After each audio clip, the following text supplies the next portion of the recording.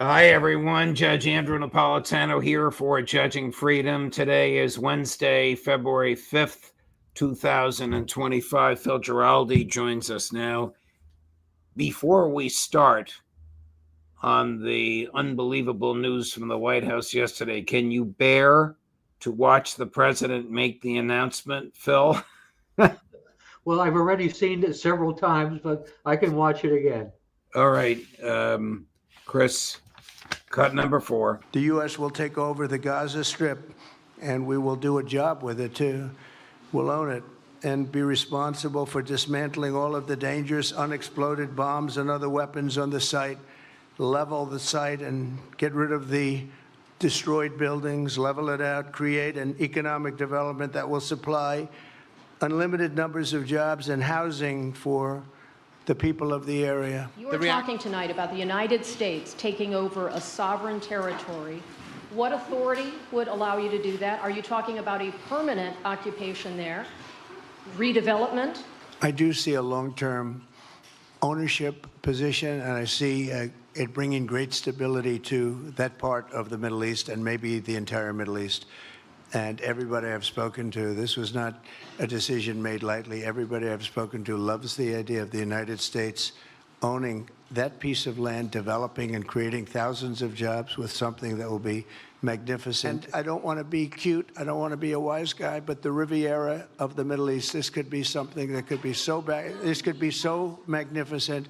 If we can get a beautiful area to resettle people permanently in nice homes and where they can be happy and not be shot, not be killed, not be knifed to death like what's happening in Gaza.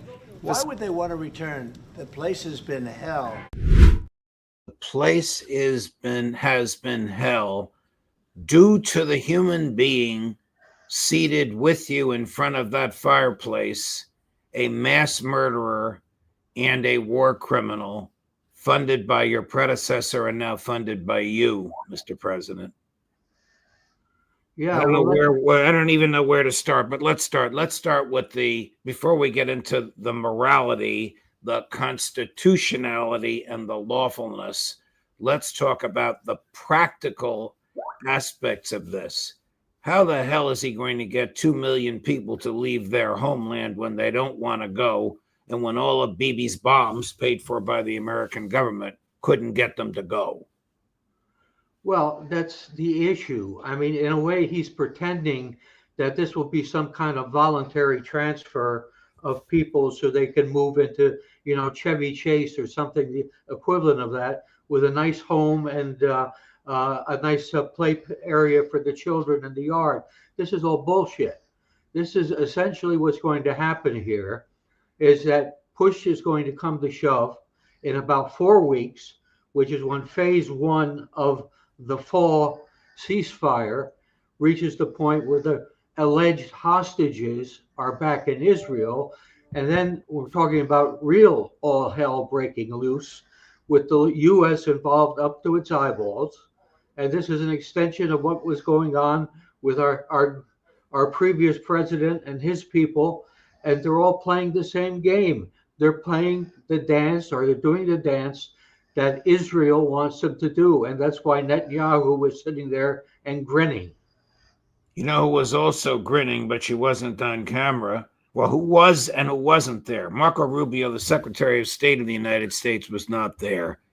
But the Mossad asset, Miriam Adelson, was in the White House with her two puppets, Bibi Netanyahu and Donald Trump. Can you imagine American troops going to Gaza, opening up the front doors of homes and pointing bayonets and M16s at people saying, okay, it's time to leave?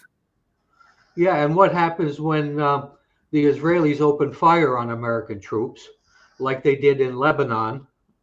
This is just a massive mistake, giving no benefit to the United States or to the American people. That's about to happen. And the president that's doing it right now, I am ashamed to say, is so stupid, so ignorant of the facts that he so glibly comes out with about people being stabbed in Gaza. If people are being stabbed in Gaza, it's because it's the only weapon they have left. And it's it's incredible. This guy is so delusional. It's just unreal. I think when American troops get over there, they will be, if they get over there, if it goes that far and the Israelis don't kill everyone first, that the American troops will be in the nature of hostages. The New York Times reports the following. I'm going to read it literally, and it just came out after we came on air, so about 2 minutes ago. Top administration officials on Wednesday walked back elements of President Trump's proposal to, quote, take over, close quote, Gaza and drive out the Palestinian population, insisting that he had not committed to using U.S. troops to clear the territory and that any relocation of Palestinians would be temporary. Mr. Trump's brazen proposal to move as many as 2 million Palestinians out of Gaza and seize and redevelop it as U.S. territory met with immediate opposition on Wednesday from key American partners and officials around the world. Two of the opponents of this were Mohammed bin Salman, the Crown Prince of Saudi Arabia, and of all people, Phil Giraldi, Senator Lindsey Graham. So even a stopped clock can be right twice a day. I don't know why. Max Blumenthal speculates that because there are so many enlisted personnel in the military in South Carolina that there'd be a lot of pressure on him. Who the hell knows? But the point is, it's almost inconceivable to me that the president could use force. It is absolutely inconceivable to me that this could be a voluntary transfer. Yeah, that's inconceivable. And I think Lindsey Graham just wants to kill all of them. That's the simple solution. In fact, he's kind of alluded to that in a couple of his statements. So, the thing is, this is untenable apart from anything else. The Palestinians are not going to go freely. They're going to have to be killed or forced out. The Egyptians are not going to take them. The Jordanians are not going to take them. My theory is that when phase one of the fall ceasefire is over and Israel has its alleged hostages back, suddenly, as Trump put it, hell will break loose, but it's going to be Israel that is going to go in to finish the job, and Trump is going to be right behind them. And there'll be some kind of false story about how Hamas has broken the terms of the agreement and so on and so forth. This is the same thing that was used in South Lebanon and is still being used in South Lebanon by the occupying Israelis, and it's the same excuse as being used in Syria to kill Syrians. It's no surprise to anyone. This is used over and over again by the Israelis with American backing, and this is a symbolic of just how disgusting we have become as a nation. Let me just stop you and point out what we're watching. The handsome gentleman whose back you see is my former Fox News colleague, Pete Hegseth, now the Secretary of Defense of the United States. And he is awaiting the emergence from that SUV of none other than the Prime Minister of Israel. Now, has this ever happened before, that the Prime Minister of Israel or the Chief Executive Officer of any foreign government would be welcomed at the Pentagon, Phil? I have never seen it happen that way before, and he's got a big grin for him. Oh, God. I think we've gone from bad to worse, from Biden to Trump on all of this, don't you? This is not only not going to go away, this is going to get worse. Yeah, but I think at the same time we have to recognize this is transitional, because there was a transition between the two administrations where you got people like Steve Witkoff and Brett McGurk meeting, and after the meeting saying, yeah, we saw eye to eye on every issue having to do with the Middle East. So this is a transitional policy, and just like the ceasefire that was arranged by, Amos Hochstein, former IDF soldier and Israeli citizen, this is all done for the benefit of Israel. It's a bit of kabuki. How unlawful is this? I suppose you should be asking me, but this is profoundly unlawful, Phil. What legal authority does the President of the United States have to seize a foreign sovereign territory, sovereign under international law, sovereign under the United Nations, a treaty to which the United States is a party and which the United States authored? Well, I don't know any part of the U.S. Constitution that gives the President of the United States the authority to take over a sovereign territory of somebody else. Trump, interestingly enough, kept using the expression ownership in his little talk there. And basically, he's saying that we would own Gaza. And that's kind of an interesting thing coming out of, the idea to build these luxury villas along the Mediterranean, which originated with Trump's son-in-law, Jared. And, so there's a lot of this stuff kind of fits together if you think about it real hard. There are also the economic aspects of Gaza, which have been explored in the past, but people have kind of forgotten about lately. There's the Ben Gurion project to build a canal from the Red Sea, from the Israeli port Eilat in the Red Sea, all the way up to the Mediterranean, and cut off the Suez Canal, and presumably gain billions in profit from that. And the oil and gas reserves off the Gaza coast. Trump again said that eventually there would be Gaza would be have all these nice houses and everything else for people in the area. Now, the only people in the area, of course, there are the Israelis. I wonder if when he said we will own Gaza, he meant the United States of America or the Trump Corporation. I wonder if he was actually thinking, as he did for many years as a real estate developer. It almost seemed that way when he initially described Gaza as a beautiful location on the sea and with beautiful weather. I mean, maybe he wants to draw people from Greenland down to Gaza, so they'll desert their location in Greenland. I don't know. You can't really mock this because the ramifications to human freedom of the carrying out of this proposal are catastrophic. Catastrophic. He is as indifferent to the personal freedom of the Palestinians as Joe Biden was. Yeah, I absolutely agree. And then the thing that kind of we're losing sight of at the moment is the fact that this is not stopping there. This is not stopping with Gaza. The Israeli army is leveling buildings and killing Palestinians on the West Bank as we speak. And I am convinced that this is like the jump up into Lebanon, and then you're into Syria, and then you're killing more people in Gaza, and then where do you go next? I mean, the next step is to basically get rid of the Palestinians who are on the West Bank. That's another million or so, but so what? These are just numbers. What is the status of Gaza now? Has the IDF left, or are they still there?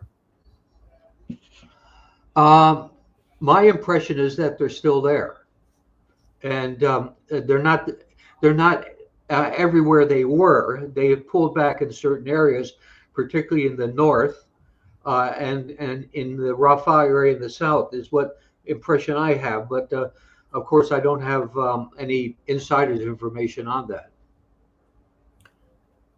Donald Trump announced 2 days ago, not with the fanfare with which he made this announcement that we just ran from yesterday, that he had authorized $1 billion in armaments to be shipped to Israel on top of what Joe Biden had sent. Now, I have no real concept of what $1 billion can buy in armaments, but this has got to be more than the annual budget of the IDF. I don't know. What can they buy for $1 billion? What is he getting?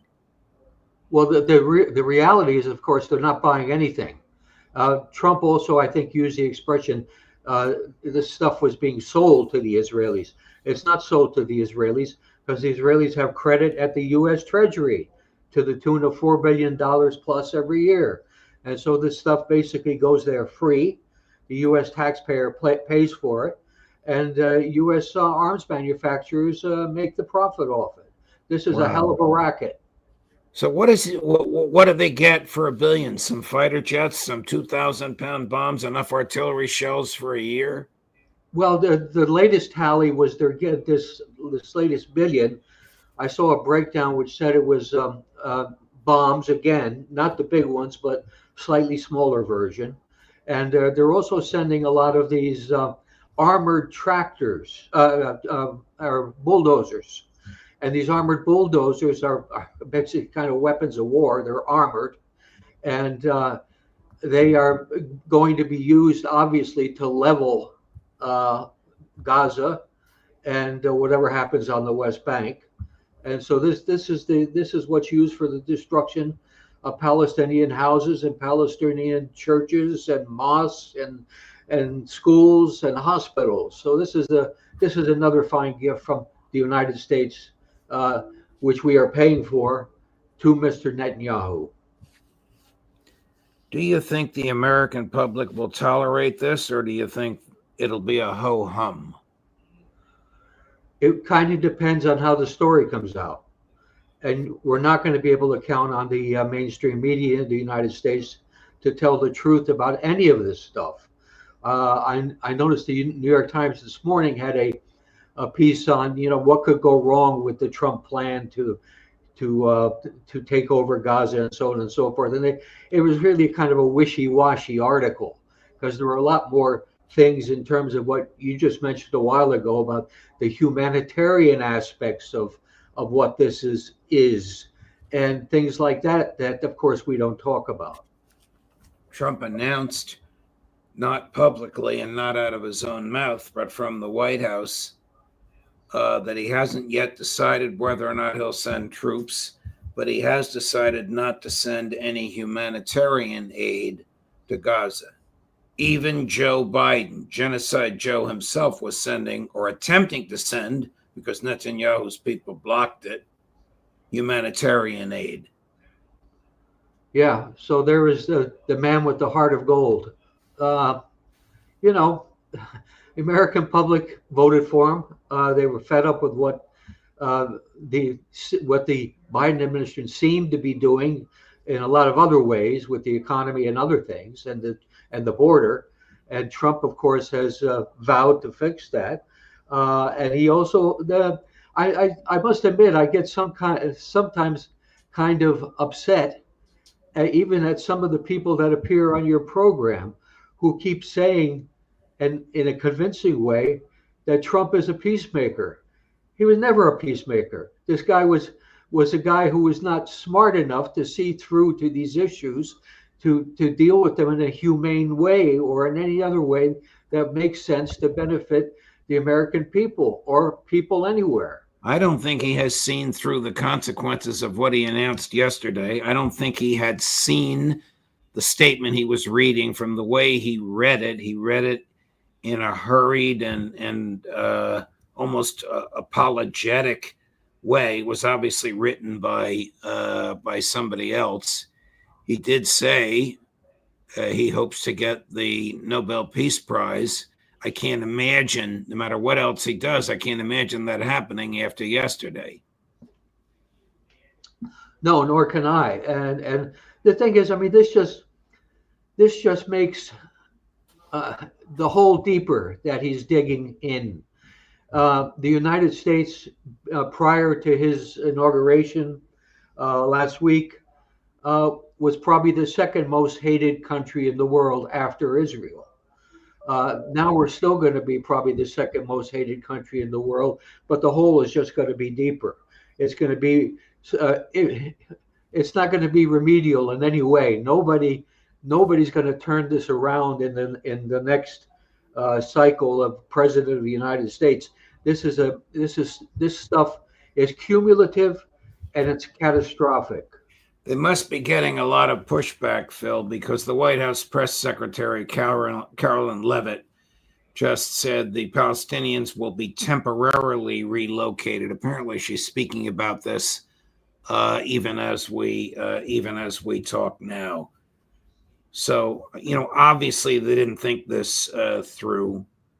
She did say that Netanyahu was aware of this before the announcement was made, even though he seemed somewhat surprised. Trump probably told him during their private meeting. More of this will come out as people think it through. One of the things he said in the clip we ran is that everybody he talked to loves the idea. Who the hell did he talk to? Probably Hegseth and company and Sebastian Gorka. His puppet Marco Rubio is down looking for a space in Latin America to deport people, many of whom are lawfully here, like the 300,000 Venezuelans who have sought to escape a socialist and brutal regime in Venezuela were lawfully granted asylum. Trump wants to kick them out. All right, there's so much we can talk about. Do you see this happening, Phil, or do you see them pulling back? Trump's announcement about we will own Gaza. Yeah, as I say, I have a feeling this is going to flip into another stage as soon as the phase one of the ceasefire is over, which is in 4 weeks. I believe at that point we are suddenly going to see a reversion to bombing, particularly bombing. That's why they're sending all these bombs to Israel, and we're going to see a concerted effort to defeat, destroy, drive out the Palestinians on the West Bank, and basically to annex the West Bank to Israel, as well as presumably down the road at some point Gaza. So this is I think the ultimate plan, and this is the plan that Ben-Gvir and people like that are in the Israeli government have been talking about for years. Ben-Gvir's party said President Trump is a messenger of God. So they're obviously, the right wingers are obviously ecstatic, almost deliriously so, over this announcement yesterday. Phil, I'll let you go. Thank you very much for weighing in on this. Much appreciated, my dear friend. I look forward to your piece that you usually write. Write it when you're angry, Phil. Tomorrow. Okay. Tomorrow. All right. We'll see you next week. All the best, my dear friend. Okay. Thank you. Bye-bye. Sure. Bye.